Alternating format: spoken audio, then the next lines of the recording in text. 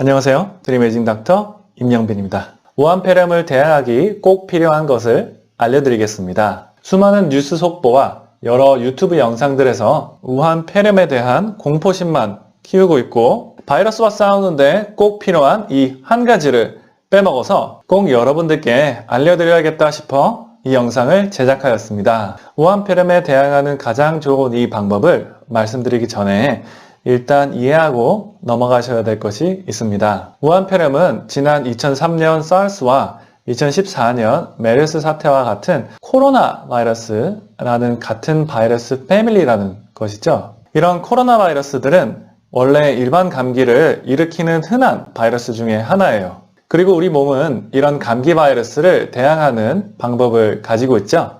바로 바이러스를 죽이는 면역력인데요. 우리는 이런 면역력이라는 군대가 언제나 건강하고 잘 훈련되어 있다고 가정하지만 그렇지 않은 경우가 참 많아요. 예를 들어 면역력이 1년 내내 좋으면 겨울철에는 왜 감기가 걸리겠어요? 우리 면역력이 겨울철에 좋지 않은 이유는 겨울철에는 해가 짧아 햇빛을 그렇게 많이 못 받으니 비타민 D 수치가 낮아져서 그렇습니다.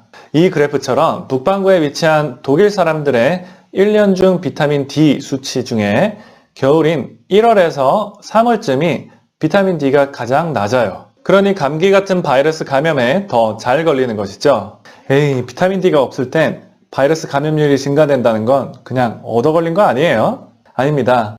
비타민 D가 수많은 면역세포와 협력하여 이런 면역세포들을 제대로 훈련시켜 막강한 군대로 만들어준다는 연구 결과가 참 많습니다. 특별히 코로나 바이러스가 갖고 있는 두꺼운 껍데기는 카탈리사이딘이라는 미사일로 파괴가 가능한데요. 바로 이걸 비타민 D가 생성을 하게 도와줍니다. 그리고 전염병학적으로 볼 때 비타민 D가 가장 적은 지역들을 보시면 1등, 2등은 바로 중동 지역과 중국입니다. 딱 2014년 메르스와 2003년 사스의 본고장이 왜 이 지역인지 아시겠죠? 그래서 지난 12월에 변종된 바이러스가 비타민 D가 낮고 면역력이 낮은 우한시 주민들에게 딱 달라붙어서 인간들을 감염하는 방법을 터득한 것입니다.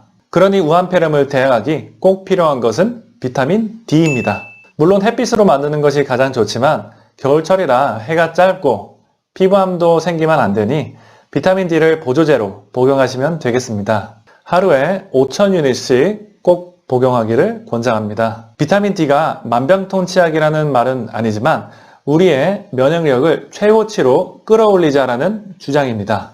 독감 바이러스에는 타미플루가 있고 에이즈 바이러스에는 에이즈약이 있지만 이런 신종 코로나 바이러스에는 비타민 D로 면역력을 키워 대항하는 것이 더욱 정확한 약이 출시되기 전까진 지금으로선 최선의 선택입니다. 물론 비누로 20초 이상 손을 잘 씻고 코나 입 만지지 말고 마스크 착용하시고 되도록이면 아픈 사람이 많은 공공장소는 피하는 것이 기본인 거 아시죠? 우한폐렴과 같은 전 세계 건강을 위협하는 질병일수록 단합하여 맞서 싸워야 한다고 생각합니다.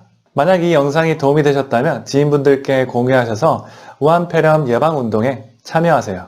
그럼 더 재밌고 유익한 영상으로 찾아뵙겠습니다. 감사합니다.